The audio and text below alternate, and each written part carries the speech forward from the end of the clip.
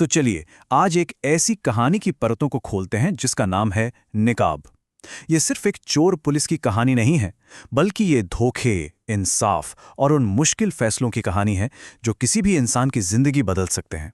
आइए इसके रहस्यों की दुनिया में चलते हैं। जरा एक सवाल पर गौर कीजिए।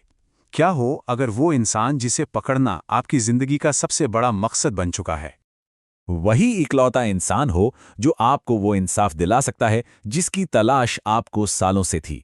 बस यही एक सवाल इस पूरी कहानी की नींव है। तो कहानी हमें ले चलती है मुंबई, एक ऐसा शहर जो कभी सोता नहीं। दिन में सब कुछ नॉर्मल है, पर रात होते ही एक नाम गूंजता है, आर्यन। ये कोई मामूली चोर नहीं है, ये एक परछाई है जो सिर्फ शहर के सबसे अमीर और बेईमान लोगों को अपना निशाना बनाता है।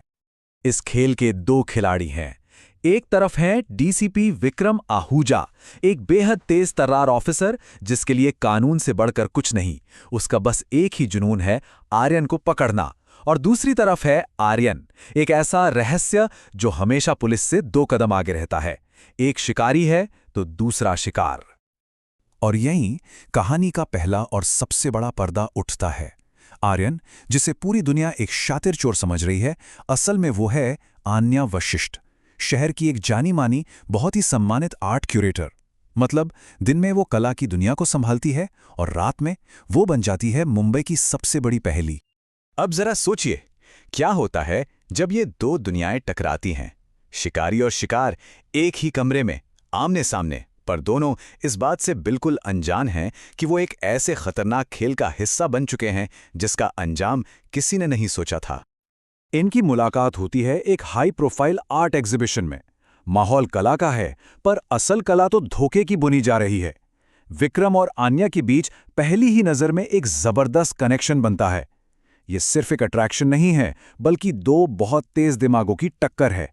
पर दोनों में से कोई नहीं जानता कि ये नज़दीकी कितनी जानलेवा साबित हो सकती है। और यहीं से धोखे का ये खेल और भी गहरा हो जाता है।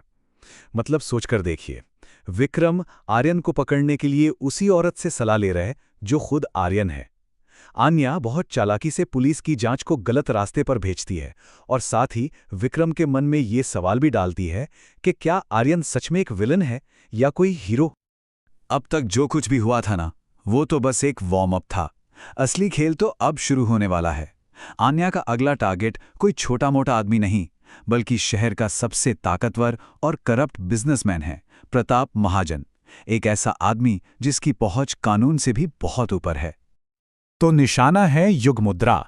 बाहर से देखने में ये बस एक कीमती पुरानी मूर्ति है, लेकिन इसके अंदर छिपा है प्रताप महाजन के हर काले कारनामे का कच्चा चिट्ठा, एक डिजिटल डेटाबेस। ये मूर्ति महाजन के पूरे साम्राज्य को खत्म करने की चाबी है। और फिर आती है वो रात, सब कुछ दांव पर है। आन्या आर्यन बनकर महाजन के किले जैसी हवेली में घुसती है। Laser grades, high tech security, cards, वो सब कुछ चकमा दे देती है। लेकिन तिजोरी के सामने उसका सामना होता है विक्रम से। नकाब के पीछे 2 लोग जो एक दूसरे को पसंद करते हैं, एक दूसरे से अनजान होकर एक जानलेवा लड़ाई लड़ रहे हैं। और इस गहमागहमी के बीच आन्या युग मुद्रा लेकर भागने में कामयाब हो जाती है। लेकिन कहते हैं ना, सबसे बड़ा खिलाड़ी भी कहीं ना कहीं चूक जाता है। भागते हुए आन्या की एक छोटी सी गलती, उसका एक लॉकेट वहीं गिर जाता है। एक मामूली सा सबूत जो इस पूरे खेल को पलटकर रख देने वाला था। विक्रम जैसे ही वो लॉकेट देखता है, उसके पैरों तले जमीन खिसक जाती है। वो उस डिजाइन को पहचानता है, उसने उसे आन्या के घर पर देखा था। और बस उसी पल सच्चाई का नकाब उठना शुरू हो जाता है। विक्रम सीधा पहुंचता है आन्या के दरवाजे पर। सबूत उसके हाथ में है, नकाब उतर चुका है।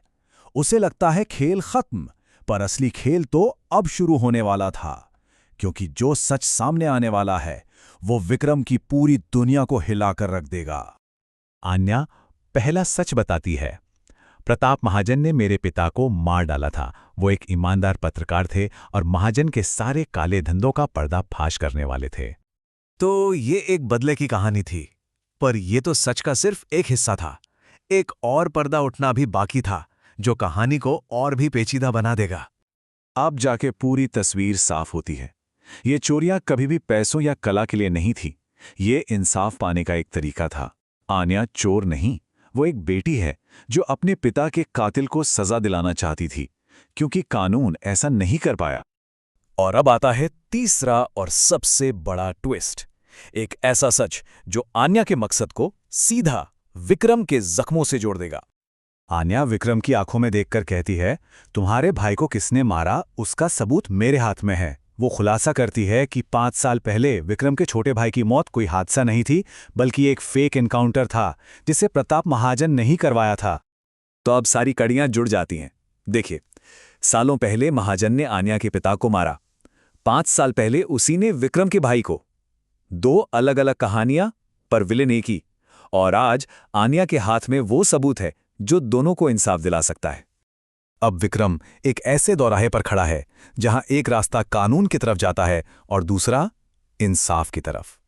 जिस चोर को वो पकड़ना चाहता था, वही अब उसके भाई के लिए इंसाफ की आखिरी उम्मीद है। उसे चुनना है अपनी ड्यूटी और अपने दिल के बीच। और यहीं ये कहानी हमसे एक बहुत बड़ा सवाल पूछती है, जब कानून ही आपको इंसाफ ना दे पाए तो इंसाफ पाने की क्या कीमत होती है? और आखिर में विक्रम अपना फैसला लेता है। वो कानून का ही इस्तेमाल करता है, पर अपने तरीके से। युग मुद्रा से मिले सबूतों के आधार पर प्रताप महाजन को गिरफ्तार कर लिया जाता है। और आर्यन? विक्रम दुनिया के सामने ऐलान करता है कि आर्यन कभी पकड़ा ही नहीं गया। वो आन्या को एक नई जिंदगी शुरू करने का मौका देता है।